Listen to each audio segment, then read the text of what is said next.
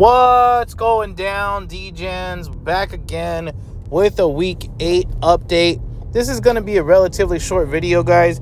I'm really just going to, give you one additional play that I like for this week that's popped up here throughout the course of the week and, doing my data updates and listening and finding out and doing deep dives and shallow dives and scuba dives and whatever other kind of dives I did.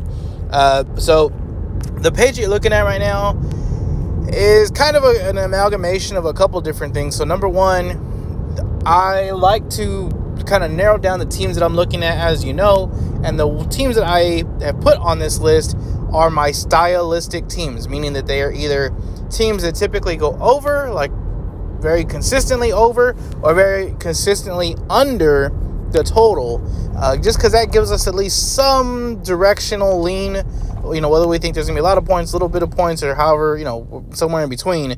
But secondly, I do have the Ravens on there just because, to me, they are the best team, and in my models and everything here, they're the best team in the NFL right this second. I don't mean for the full year. I'm not saying they're going to win the Super Bowl. I'm just saying right this second, I'm going to pretty much take them over anybody else in the NFL to win in a Week 8 matchup. That being said, the points that you're looking at, those do come from my DVOA/coaching grades, and that's the predicted score that my algorithm has spit out. Some of them have been slightly adjusted only to account for, basically the more common numbers in the NFL. Secondly, some of these have not been adjusted, and that is to say mainly like in that Giants-Jets game, the minimum that I really allow in my algorithm is 14 points. These I did not change. It's 13-9 was a projected score. I just left it at that because I don't want to influence those any. The ones that I did change are very minimal. If it was like, let's say 6 points, basically I rounded down to 24 because it's more of an expected value than 25, right? So anyways, I just wanted to put this up here for you so you can get at least a decent look at it. This is what, I don't want to say guides my picks because it's not this isn't really where I'm getting the picks from. This is kind of like what they would call like a lagging indicator, right? This is something that I typically put together like Thursday, Friday, Saturday. And so the numbers that come out here, they kind of just, help concrete some of the picks that I've already given and maybe shed some light on some that I didn't completely look over the first time. And so the pick that I want to add, and that's really what came out of this, is the Texans team total over 23.5. Now, some places do have it at 22.5, but it's really, really juiced. Actually, I believe like Bet Online and a couple other places have it at the 22.5, but it's at like a minus 140. 23.5 is the number that I got. That's the number that I like because you're going to get it at the minus 110 for the most part. So look for that. As far as the algorithm is concerned, the Texans-Panthers game, it has it projected at 28-12. Like I said, the minimum that I really like to put in there as far as expectation is 14 points, which either way, you're looking at 40 to 42 points. The over-under is 43.5. It's very, very close. It's not a huge gap. Basically, one field goal is going to either make it go over or stay under on the total here. And if I had to lean, I would actually say it probably leans over just because there's a lot of things going on in that game that aren't accounted for in the algorithm, like rookie quarterbacks coming off a bye week. And to me, that's big, mainly because that's the week that the coaches get to kind of reevaluate, take a step back, see what's going on, do some self-evaluation, speak with their rookie quarterbacks, see what's worked, what hasn't, what they feel comfortable with, what they still need to work on. It is truly a work, week as far as evaluations are concerned for the coach, for the players. It's from the best of my knowledge, it's pretty much up to them as far as how much they want to put in during the bye week. But I would assume, especially as a rookie, especially if you're someone like a CJ Stroud or Bryce Young, that you're probably trying to get as much work in as you can. And at their young ages, I'm going to hope and assume that they don't have a whole lot of family responsibilities just yet. Should be just kind of a work kind of thing. That being said, typically we do see these teams, with these really young teams, come out after the bye week doing a lot better than they did going into the bye week. So I don't really want to play the over-under too much, just because, again, it seems like it's going to be a pretty tight spread or a pretty tight total. Again, you could go over-under. I would probably lean the over. As far as the sides are concerned, I see the Texans would definitely be my pick on the side. The only thing that kind of takes me off of that is that I don't know what to expect from that Panthers team with the new play caller. That's kind of the second reason I don't want to touch the totals too much, because everyone's getting all excited about this play caller, and he comes from like the Sean McVay coaching tree, which sounds great, but this is his first time ever calling plays.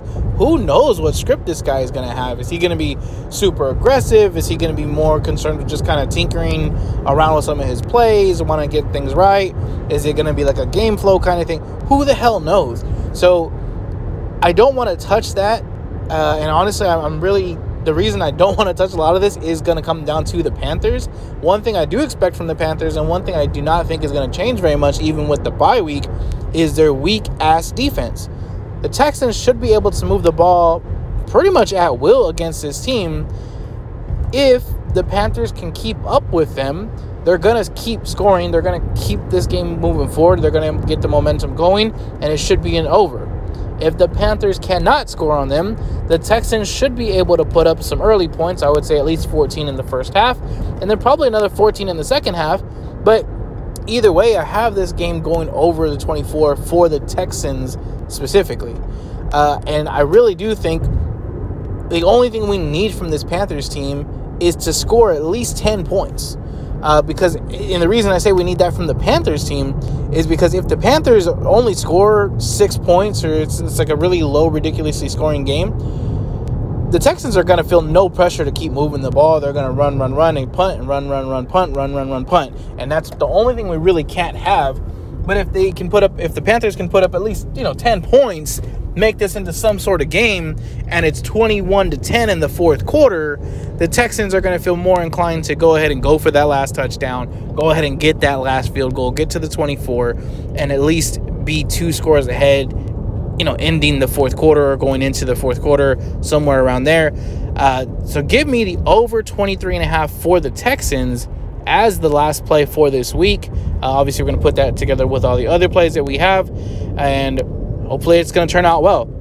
Like I said, the numbers on here, and I apologize because some of them are kind of hard to read in the green coloring, but it is Chargers Bears. And you know what? Let me just do this. Chargers Bears 20-31, Chargers winning. And Patriots Dolphins 17-35, Saints Colts 16-18, Titans Falcons 14-17. That's probably the best value for the under. I know a lot of people are staying away from that because it's at 35. And I'll be honest with you, I haven't touched it myself other than the teaser. But if you wanted to just play a straight under on that game, I don't hate it. I really see this game coming out probably 14-17 or something very, very similar. Jets Giants 13-9, Chiefs Broncos 31-21. Definitely lean to the over in that game. This is not as big of a value, but in this game, we have a rematch, and the rematches typically tend to go over. Also, the first time these teams played, we had Travis Kelce pretty banged up. So Chiefs-Broncos over would be another good look if you are trying to just add anything else to your play card this week. Rams-Cowboys. Now, unfortunately, I am in disagreement with my own damn algorithm here. I picked the under 46. The algorithm spit out 50. Like I said, I put my picks out early in the week. This is kind of a lagging thing here. I still like the 46. I really do think, again, you're looking at, it's a little bit of a bigger margin for the 4 points instead of just a 3 from the 46 to the 50. But I do think one touchdown or missing one touchdown is definitely in the range of possibilities, as they say. Especially with these two teams, I could definitely see the Cowboys missing 2 or 3 touchdowns and having to settle for field goals. And I do think that the Rams' money line is definitely in play in this game. Steelers-Jaguars 22-12. Vikings, Packers, 22-21. Now, that's what my algorithm spit out. If you don't already know, the line on this game is Vikings -1.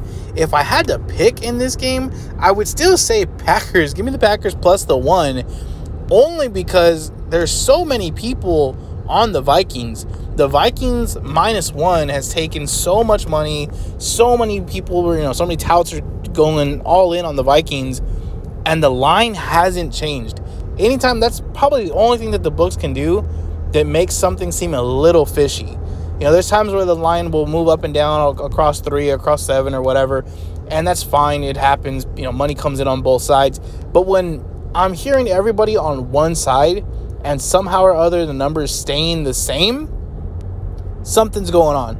Either there's a sharp who's consistently buying this thing down to the 1 every time it moves, or the books have taken a stand on this game in particular and are just saying, look, we're not moving it. Y'all can put as much as you want. We're not moving it. And they have a really firm stance on that game. Panthers, Texans, we just went over 28-12. Like I said, I could see this game being pretty close to this. I could see this being like 28-14.